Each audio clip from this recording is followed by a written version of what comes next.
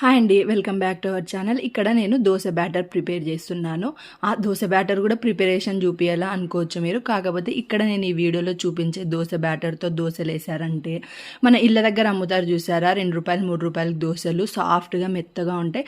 అచ్చం అలాగే వస్తాయి. ఏం లేదండి, ఒక పెద్ద గ్లాస్ స్టోర్ బియ్యము, ఒక చిన్న గ్లాస్ ఉద్దిపప్పు, అవసరమైతే ఉద్దిపప్పు తీసుకోవచ్చు, లేదంటే లేదు. వాటన్నిటిని బాగా కడిగి మనం ఏ గ్లాస్తో అయితే స్టోర్ బియ్యం తీసుకున్నామో ఆ గ్లాస్కి సగం గ్లాసు చిక్కటి పెరుగు తీసుకొని ఆ రైస్లో కలిపి బాగా నీట్గా తగినంత నీళ్లు వేసి ఒక నైట్ అంతా నానబెట్టి మార్నింగే గ్రైండర్ పట్టుకొని పిండిని ఇలా ఈ కన్సిస్టెన్సీలో వచ్చేలాగా గ్రైండ్ చేసుకున్న తర్వాత తగినంత ఉప్పు, సోలా పొడి, జీలకర్ర వేసి బాగా కలిపి ఒక గంట 2 గంటలు వదిలేస్తే చాలు. మామూలు దోశ పిండి మాదిరి వన్ నైట్ అంతా వదిలేయాల్సిన అవసరం లేదు. ఇది 2-3 గంటల్లోనే పులిసిపోతుంది.